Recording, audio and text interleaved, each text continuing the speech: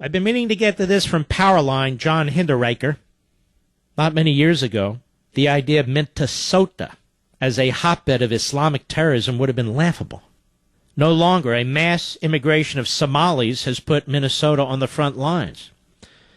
And authorities estimate that 15 or more Minnesotans have traveled to the Middle East to join ISIS. At least 2 of them have died there. The second was reported yesterday by local media. His name ends in Muhammad. No surprise there.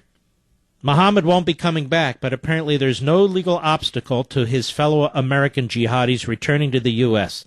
Some in Congress are trying to fix that problem. Actually, I'm trying to fix this problem.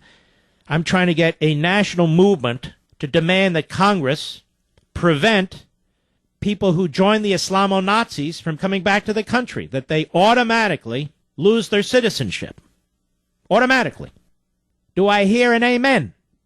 Well, we got to push for this.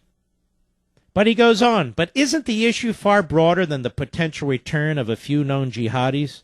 According to Pew, immigration of Muslims to the U.S. approximately doubled between 1992 and 2012 to around 100,000 each year. Currently, according to Pew's numbers, more than 1/2 of all Muslims in the United States are immigrants, 1.7 million between 1992 and 2012. I thought our culture sucks. Why do people keep coming to this country if they hate our culture? Most will be good citizens, writes Hinderaker, and of course the overwhelming majority will never be terrorists. But what reason is there to believe that no one in the current stream of Islamic immigrants is already a radical, being placed in the U.S. by ISIS, Al-Qaeda, and other terrorist groups? None. And what about those who, to all appearances, are harmless and assimilated immigrants, like Douglas MacArthur McCain?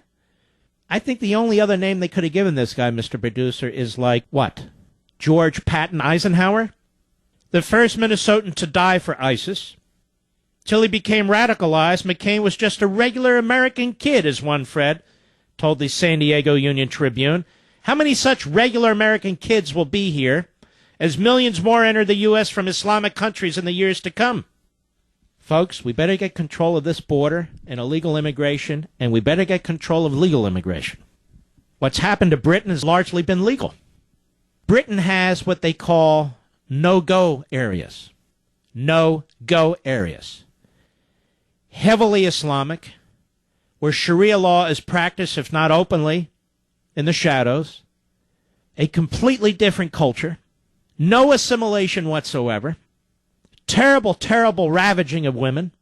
You can go on the internet. The stories are now spreading left and right.